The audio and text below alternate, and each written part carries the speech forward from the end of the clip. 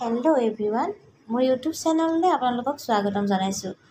আজি মই বনাব লৈছোঁ গাজৰৰ হালোৱা। গাজৰৰ হালোৱা অলপ বেলেগ ধৰণৰ বনাব লৈছোঁ। তাত মই এটা বস্তু এড কৰিম, যাৰ ফলত গাজৰৰ হালোৱাখিনি খাবলৈ বহুতেই টেষ্টি হয়। তেতিয়াহ'লে আহকচোন, মই গাজৰখিনি প্ৰথমতে ৰুকা কামটো কৰি লওঁ। মই 1 কেজি গাজৰ লৈছোঁ আৰু এই ৰুকনিখনতে মই 1 কেজি গাজৰ এই ধৰণে তাৰমানে ৰুকি ল'ম। বহুতে গাজৰখিনি তাৰমানে বইল কৰিও বনায়। মই আজি ৰুকি পিনে গাজৰখিনি বনাইছোঁ। তাৰ কাৰণ হ'ল গাজৰখিনি যদি আপোনালোকে ৰুকি পিনে বনায় তেতিয়াহ'লে গাজৰ হালোৱাটো বহুত সোনকালে তাৰমানে আপোনালোকৰ ৰেডি হৈ যায়। এই ধৰণে মই গাজৰখিনি ৰুকি ল'লোঁ। ৰুকি লোৱাৰ পাছত মই প্ৰেছাৰ কুকাৰটোত তেতিয়া গাজৰখিনি দি দিছোঁ। প্ৰেছাৰ কুকাৰত আপোনালোকে মাত্ৰ 2টা হুইচেল মৰাব। 2টা হুইচেল মৰালে আমাৰ 50% গাজৰখিনি সিজি যাব।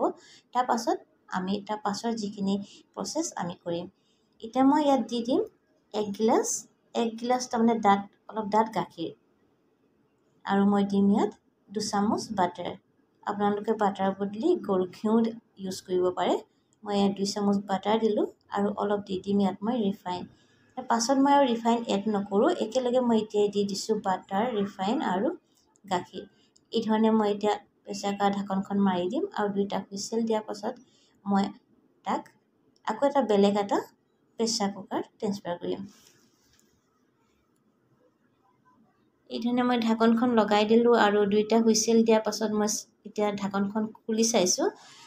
আমাৰ গাজৰখিনি প্ৰায় সিজিয়ে গ'ল। মই আপোনালোকক কৈছোঁ যে 50% মই ইয়াত সিজাই ল'লোঁ আৰু বাকী 50% মই সিজাম আন এটা পাত্ৰত।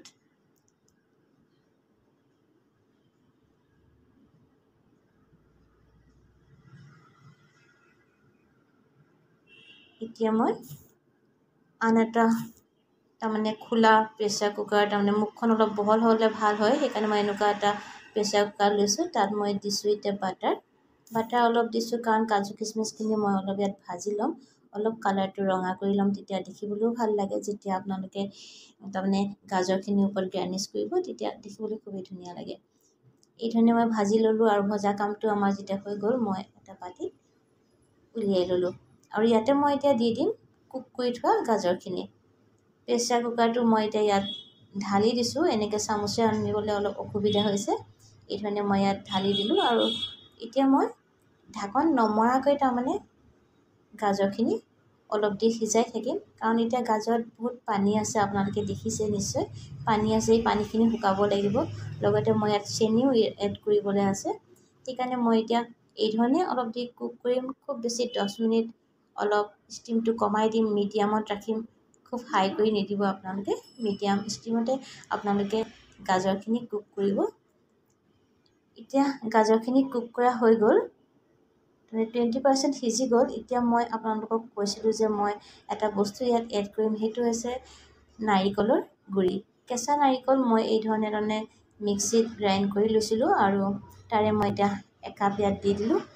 গাজৰ হালোৱাখিনি খাবলৈ এনেই বহুত টেষ্টি নহয় জানো?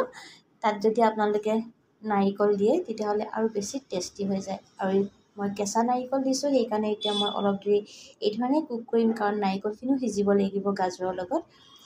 এই ধৰণে মই অলপ দেৰি সিজাই থাকোঁ। তাৰ অলপ পাছতে মই চেনি এড কৰিম।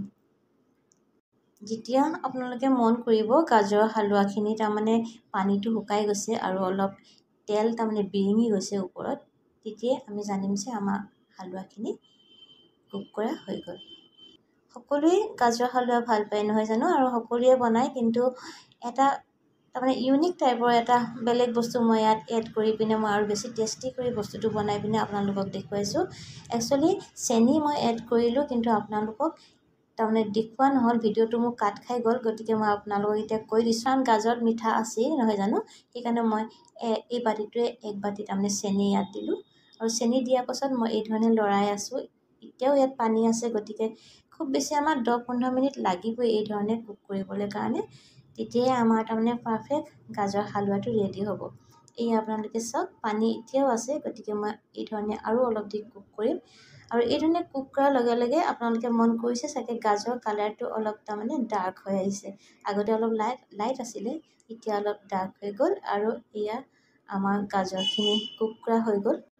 আৰু গাজৰ হালোৱা ৰেডি হৈ যোৱাৰ পাছত মই এই ধৰণে 2টা বাটিত উলিয়াই পিনে আপোনালোকৰ ওচৰত চাৰ্ভ কৰি দেখুৱাইছোঁ। লগতে গাৰ্নিছ কৰিছোঁ অলপ কেঁচা নাৰিকল, কেইটামান খিচমিচ আৰু কেইটামান কাজু দি পিনে এইধৰণে আজি এটা সৰু ভিডিঅ' আপোনালোকৰ লগত শ্বেয়াৰ কৰিলোঁ।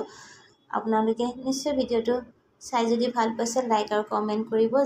আৰু যিসকল নতুন ভিউ আছে মোৰ চেনেলটো চাইছে তেওঁলোকক মই ৰিকুৱেষ্ট কৰোঁ তেওঁলোকে যাতে মোৰ চেনেলটো ছাবস্ক্ৰাইব কৰে, লাইক কৰে, কমেণ্ট কৰে। তেতিয়াহ'লে আজি মই আপোনালোকৰ মাজৰ পৰা বিদায় লৈছোঁ। নমস্কাৰ।